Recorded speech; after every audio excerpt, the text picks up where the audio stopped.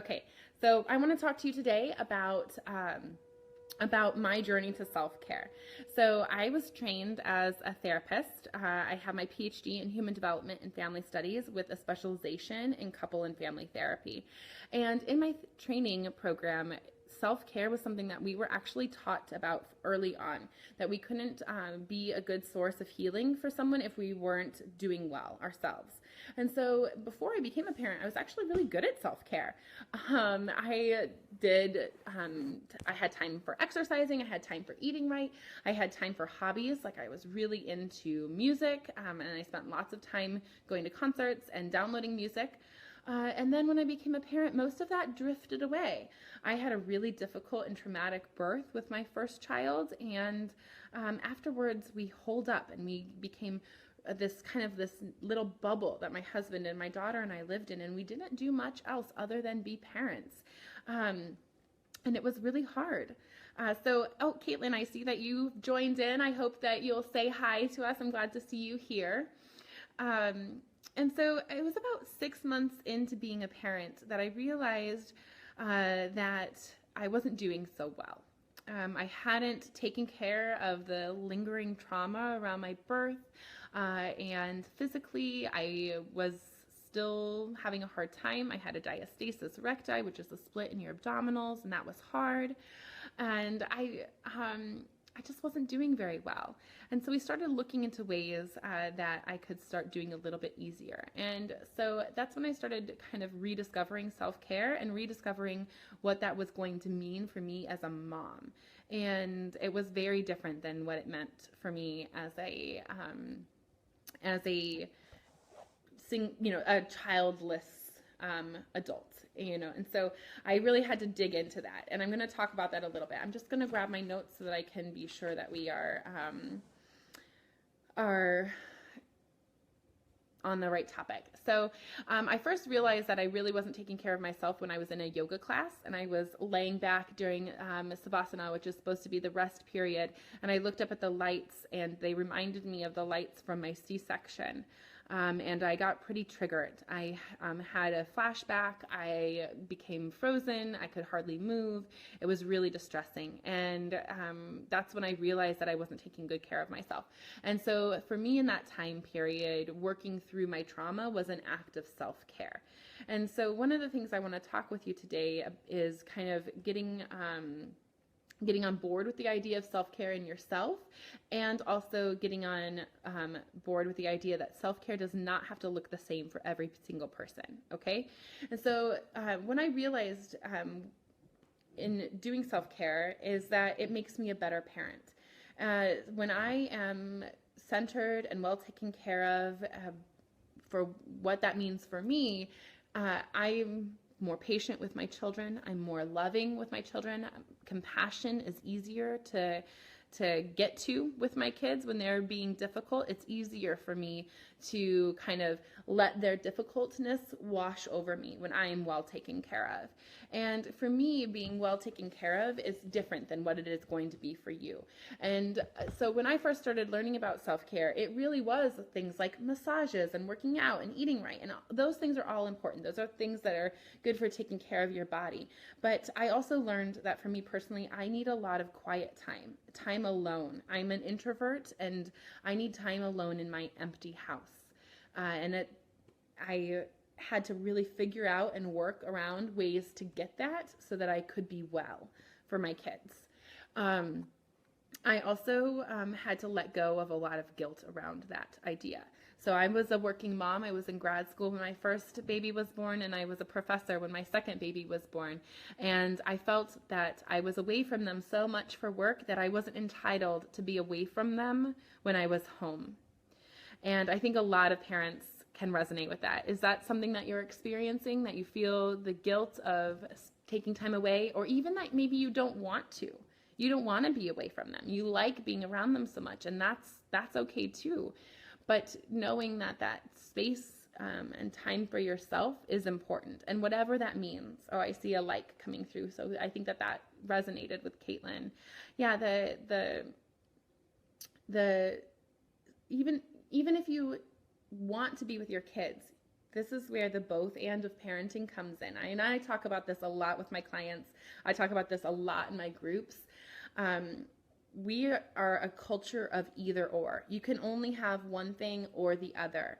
And that's not the way that relationships and the way our own internal health works. We need to shift our mindset to a both and mindset, where I can both want to be with my kids and love them fully and need time for myself. I can need time with my partner and time away from my partner. So needing time with your partner doesn't mean, have to mean that if you ever want time away from your partner that you don't love them, right? So the both and of parenting and of life in general is a big principle for me. And I try to live my life in that space of both and. So I can be both sad and missing my kids and at the same time really, really enjoy my time alone, okay? And so you can do both. We have this duality to us that is really important. And when I got on board with that idea and started taking better care of myself, I found that my patience and my ability to be a calm, confident leader of my kids really, really increased. And when I find myself being short-tempered with my family, that is my clue, and I'm getting better at recognizing it earlier and earlier, but that is a big clue to me that I am not taking care of myself, that I'm not taking care of that need for alone time that I have. That's one of my biggest needs. And it's important that each and every person find their specific need that helps them keep their cup filled. And so alone time is my big one, but it might be very different for you. Some people need time to work out. Some people need that meditative practice of cooking a nourishing meal. Some people need time to read a book that has nothing to do with parenting. That was another thing that I started doing. I had kind of threw myself into parenting when I became a parent, and I read every book.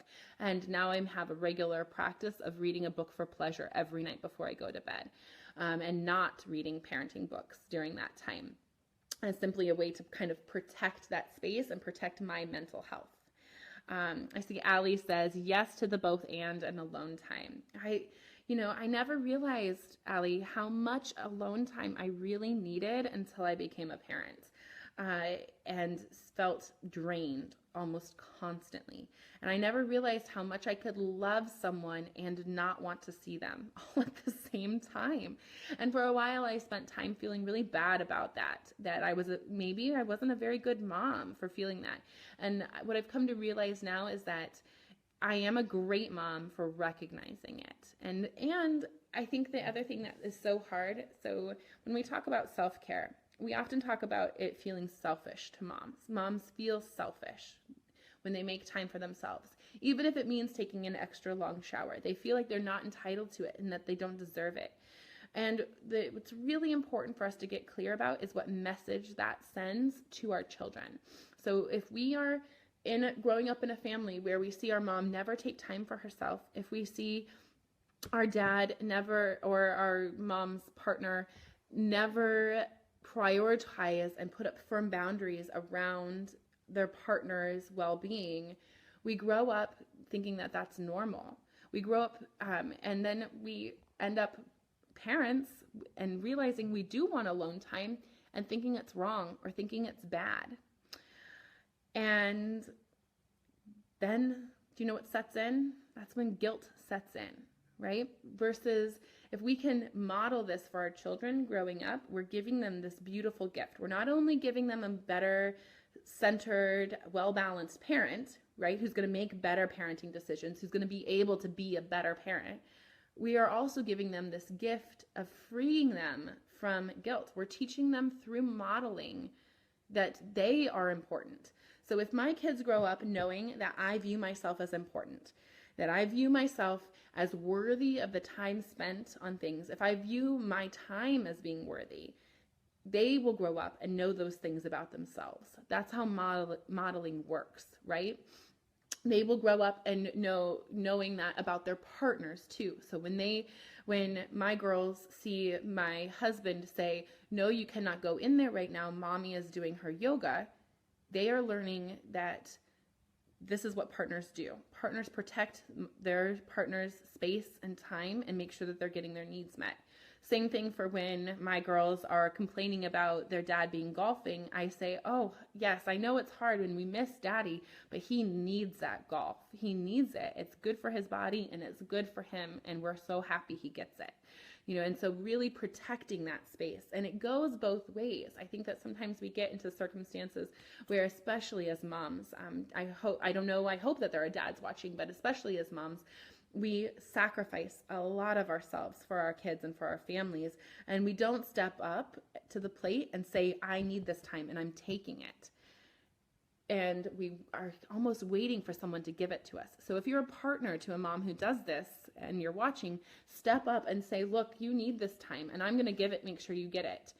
And then if you're not getting it and you want it, there is a way to have a gentle, comfortable, connecting, and loving conversation. Because if you are able to express this as an act of love to you, I guarantee your loving partner is going to want to do it. It might not be easy. It might be kind of out of their realm of experience or their expectations. They might have to shift their expectations a little bit, but I guarantee that they can do it. And if we are parenting from a place of not being sure they can handle it, it's really good for them to get practice doing things on their own.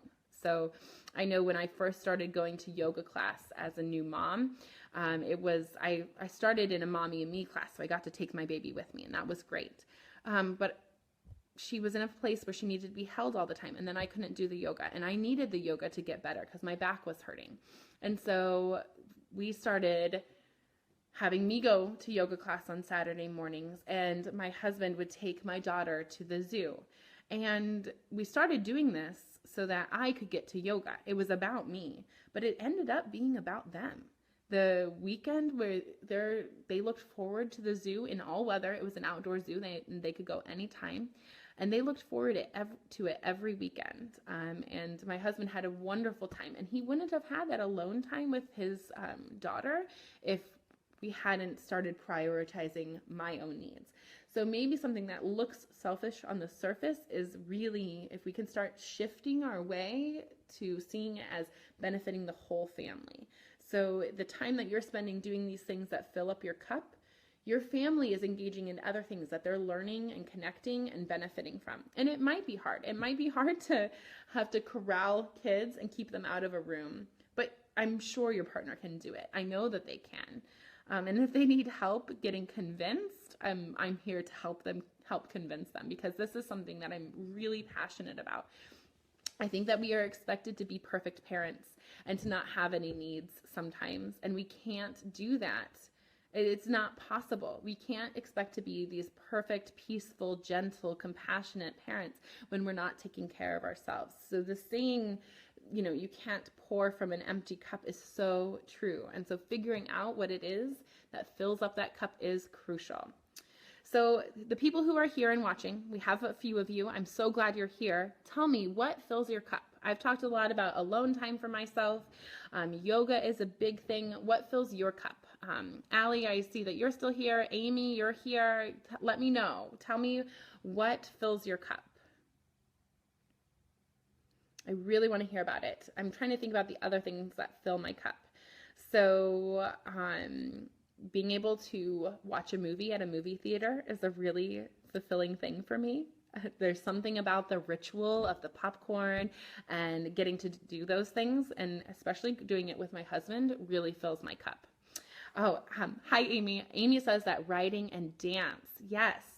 Oh, gosh. And Heather says spending time with other mama friends. Oh, isn't that wonderful when we can kind of get that sense of community? This was another thing that I have been working on in my own life, Heather, is to build up my personal friendships. We moved here to Madison, Wisconsin a few years ago, and I was so busy with my tenure track job and with being pregnant, and then I was in a car accident, and friendships never happened. And now I'm being more intentional about it, and it's wonderful. And let's see, Allie says bike riding, just easy cruising around town without a goal. You know, sometimes, Allie, I think that of bike riding as almost a meditation, right? The up and down of the pedals has this rhythm to it that can really, you can almost get into like a meditative state with bike riding, right?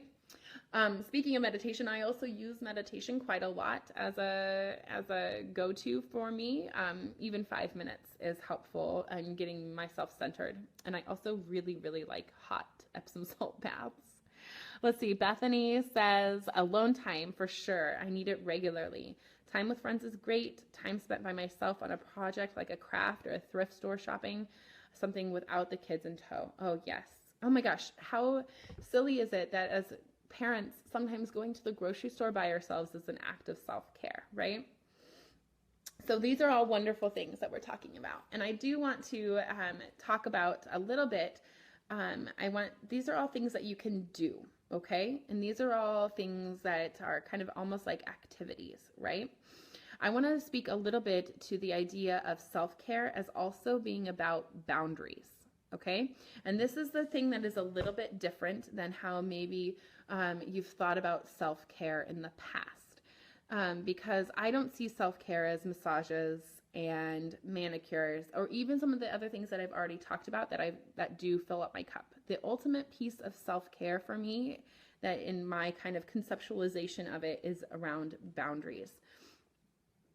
And the boundaries that I'm talking about is the boundary that my needs matter, that I am a full human being, just like my kids are full human beings, and just like they are deserving of dignity and respect in every interaction, so am I. My health matters to my family. When I am in good health, it matters. I'm a better parent, I'm a better partner, I'm more loving, I'm more compassionate. But even if I wasn't, my health would still matter because I'm me, because I'm a human, right? And I deserve to feel worthy of it, okay? And that is the piece that is crucial to getting around the idea that self-care isn't selfish, okay? And that self-care isn't frivolous. This can be a life and death situation, because if we're talking about extreme postpartum depression, which is common, a lot of it has to do around this feeling of worthiness and guilt and all of that. So the self-care, the ultimate form of self-care, is learning to love yourself and see yourself as worthy of this. Okay, so that was a bit of a soapbox, but I feel really strongly about it. Amy says, I'm so glad you're making this point about boundaries. It is so often thought of as activities, and I struggle with this. Yes, okay, so boundaries.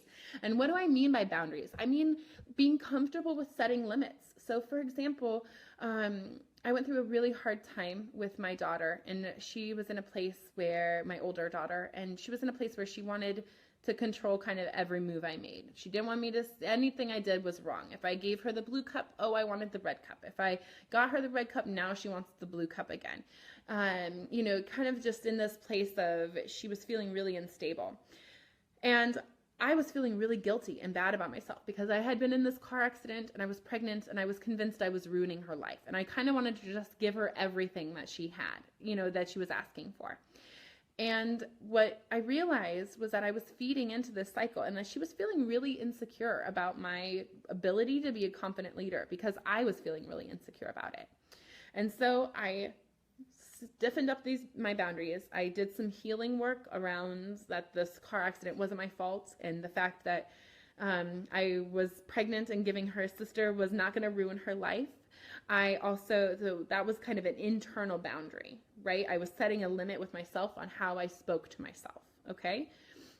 And then I also started firming up limits with my daughter. And so that meant, like, no, if I'm sitting in a chair, I'm going to sit in a chair because I matter and what I need matters too, and so if this chair is the most comfortable chair for me to sit in or the most convenient because I'm going to be getting up to get you food, I'm going to sit in this chair. I'm not going to go sit in the chair that's in the corner and it's hard to get things for you. When it comes to, if they want a special cup and it's dirty, I don't wash it. If there is a meal that they don't care for, they get to have seconds of what they do like. So these are boundaries around my time and me being important. And I also feel comfortable setting boundaries around the way that I like to be spoken to and be treated.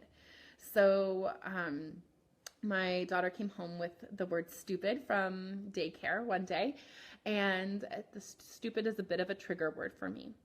And I maybe reacted a little poorly the first time she said it, with a little bit of surprise, but because I did that, it became something that she knew she could push a button for me. And so she pushed it, because she was 3 at the time, and she's supposed to push it. She was doing exactly what she was supposed to do. And I had been attempting to set a boundary with her on whether or not she could say it. And then I started to realize that I had no control over what she said or not. And all I had control over was whether or not I sat there and took it, or I engaged in the power struggle, and how it affected me.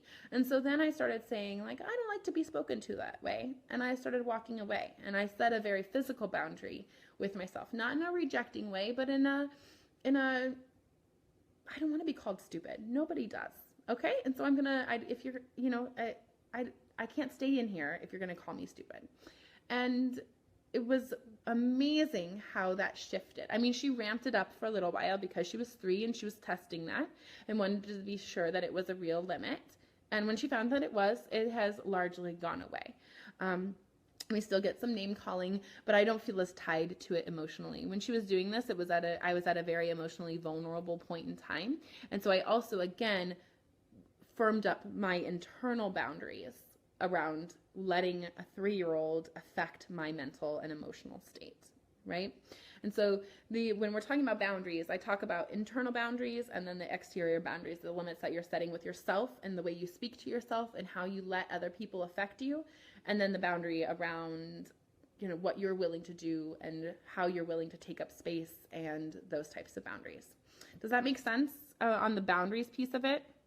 It looks like Amy is saying, we are right there in the situation, the time and attention boundary, the button pushing. I'm finding that Janet Lansbury's words are helpful. And like you said, I don't like that, changing the focus to you and what you're doing, the behavior. Yes. Yeah. So I think it's okay to set clear boundaries with our kids. I think that sometimes in the gentle parenting world, parents and especially moms get run over. And I don't think that we should set arbitrary boundaries just to set them. But I think if it matters to you, I think it's okay to let your kid know that it matters and to trust that they can handle it. Trusting that your child can handle the disappointment of having to use the red cup instead of the blue cup because you don't want to get up and wash the blue cup right now. They can handle that. Trust me and trust them that they can. So, okay, so this is kind of my journey. I took you through kind of the steps for how I discovered the need for self-care and how I got my partner on board with it by emphasizing what he would be gaining out of me engaging in self-care. And I have to say that I'm very lucky in the partner that I got. I know his mom watches these sometimes, and she did a lovely job raising a man who deeply cares for me and wants me to be healthy and happy. And I think that if you tap into those feelings with your partner, I think that if you are parenting with a partner and things are going relatively well, I think that you will be able to get to a place where they will be able to say, yes, I do want you to be happy and I do want you to be healthy. And if you come from a place of vulnerability on saying, I am not healthy right now, I am not happy right now, and it's making my life hard, it's making your life hard, it's making our family's life hard, what can we do? How can we figure out a way for me to take care of myself better? I think if you appeal to that place, that love, that caretaking place that we all have pieces of us, I think it can be really helpful. Now, I know that some families are even more stressed than average, right? And so many families need help getting creative on how to find ways to get self-care. And if that's a topic you want me to talk about, getting creative, figuring out how to get support from your partner, we can definitely dive more into those pieces too. I am actively looking for ideas for the next topics. I crowdsource, I source my groups, my Say Anything Mamas group and the Balanced Parenting group. But if you have a pressing thing that you'd like me to talk on, please message me too. Feel free. I would love to hear from you and make sure that these lunch breaks with Laura are really effective.